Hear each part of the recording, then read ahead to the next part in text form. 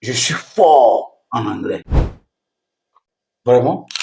Qu'est-ce qui vous fait dire cela? Parce que quand je parle, les gens ne me comprennent pas. Même des coachs ou des natifs américains, ils viennent me demander de répéter ce que je disais. Moi aussi, je suis quelqu'un. Est-ce que ça vous arrive de croire ça? Genre, quand vous parlez en anglais dans votre quartier, dans votre maison, et avec un accent de New York, tout le monde applaudit. Et à cause de ça, vous êtes fort en anglais. Est-ce qu'il y a des gens qui réfléchissent encore comme ça? Dans cette vidéo, je vais vous montrer comment c'est un gros piège, un danger au niveau en Afrique francophone qui nous empêche de vraiment utiliser la langue anglaise comme cela se doit pour transformer notre propre vie et la vie des autres.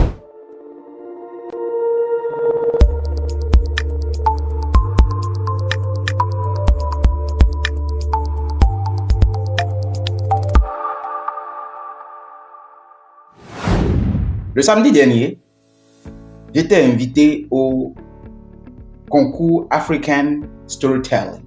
C'était un concours où 12 candidats allaient prester et raconter des histoires en anglais sur la paix et la justice. Il y avait une fille, surtout une fille là. Elle est venue. Non, on dirait qu'elle rappait. On ne captait rien. Rien du tout. Mais elle parlait l'anglais. Tout le monde comptait sur elle. Pourquoi? Parce qu'elle parlait, personne ne comprenait. Et c'était elle la fureur. Il y a d'autres qui venaient parler. Et quand elle finit de parler, tout le monde anglais. Et ils n'applaudissaient pas. Mais devinez qui était devenu le premier de cette compétition. Eh bien, les membres de jury, qui étaient des personnes averties dans le domaine, qui sont en train de faire le travail de la meilleure des façons possibles, ont compris. Et lorsqu'ils voulaient délibérer, ils ont dit à l'audience, « Hey, vous serez choqués de voir le résultat. On a vu votre réaction lorsqu'ils prestaient. Mais nous avons suivi les règles de l'art. On a suivi l'expertise. Vous pouvez ne pas nous aimer aujourd'hui, mais d'ici là, quelques années, vous allez comprendre le travail que nous avons fait ici. » Et ils ont délibéré. Et il s'est fait que c'était des personnes qui disaient des choses simples. C'est des personnes-là qui étaient les premiers. Comme la majorité des membres du jury étaient des personnes que je connaissais déjà, je me suis approché de l'un. Et à côté de l'un, il y avait quelqu'un qui se plaignait déjà que mais moi j'ai bien parlé l'anglais, non? On a ça, cette fille-là maintenant, son anglais, tout le monde. Mais comment elle peut être première? Le but de cette vidéo, c'est pour dire à nous, Africains francophones, que ce n'est pas de parler bon accent, fignolé, un pimpin là, qui veut dire que vous êtes fort en anglais. Est-ce que je peux dire ça à quelqu'un? Les amis, ce n'est pas qui veut dire que votre anglais est fort. Calm down. C'est un complexe d'infériorité au haut niveau qui vous fait croire que c'est parce que vous parlez l'anglais et que personne ne vous entend que vous êtes fort. Non. Au contraire, c'est quand vous parlez comme ça que vous êtes faible. Et les anglophones le savent. Le problème, c'est qu'en Afrique francophone, quand tu parles l'anglais et les francophones n'arrivent pas à capter ce que tu dis, ils te prennent comme le local champion.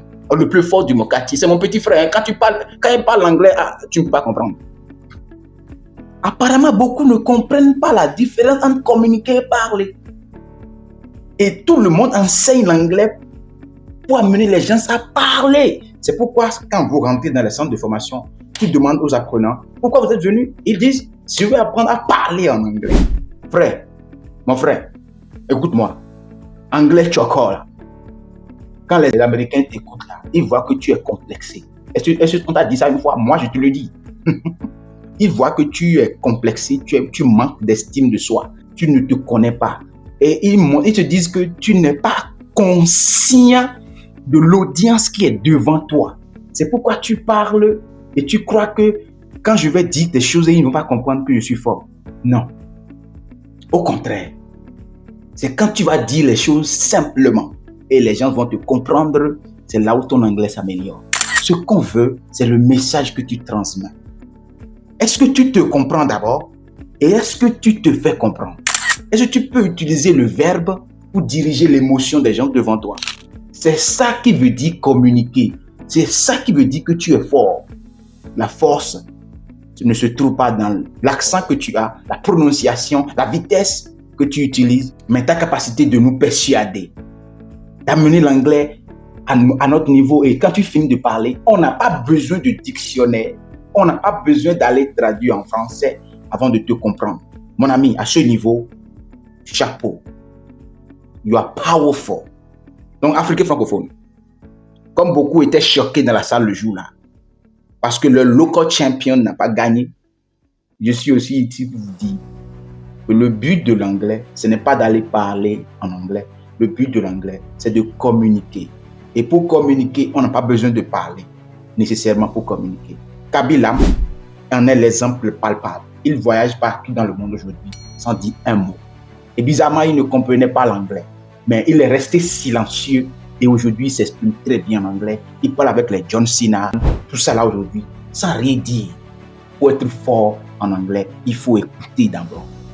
La prochaine fois, quand vous allez partir dans les centres de formation pour chercher à apprendre l'anglais, dites, je veux apprendre à écouter pour comprendre en anglais.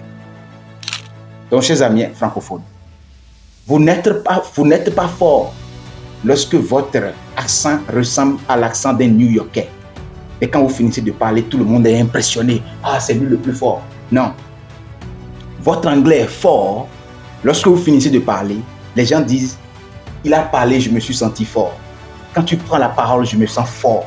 Je me sens réconforté. Je me sens considéré. Si les gens ne disent pas ça, quand tu finis de parler, et ils disent que c'est toi qui es le plus fort, ça veut dire que tu parlais pour les impressionner, au lieu de parler pour les inspirer. Apprenons à nous exprimer en anglais pour inspirer les gens, au lieu de chercher à impressionner les gens avec des bons accents pour ne rien dire. Je suis Apollinaire Apostix Kekere, linguiste certifié, formateur en anglais parlé, pragmatique. J'aime les francophones à écouter pour comprendre avant d'ouvrir la bouche, pour communiquer et inspirer les gens. Si c'est ce que vous voulez faire, je ne suis pas excellence, le formateur dont vous avez besoin tout de suite même. Passez une très agréable journée. Rappelez-vous, une personne plus dure fait toujours la majorité.